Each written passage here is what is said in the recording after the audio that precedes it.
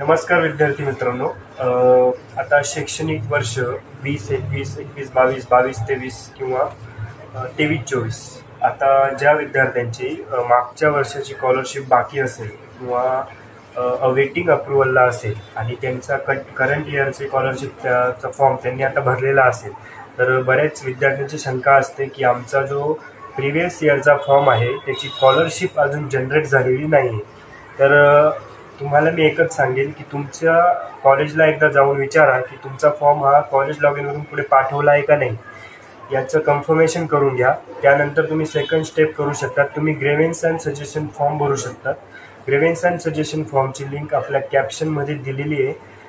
त्यानंतर तुम्ही अजून एक काम करू शकता, तुमचं बँक स्टेटमेंट चेक करत चला, कारण की बऱ्याच विद्यार्थ्यांचं जे बँक अकाउंट असतं ते वडिलांच्या मोबाईल नंबरला लिंक असल्यामुळे त्यांना SMS जात असतो. त्यामुळे आपल्याला कळत नाही की आपली अमाऊंट ही डिस्बर्स झाली का नाही.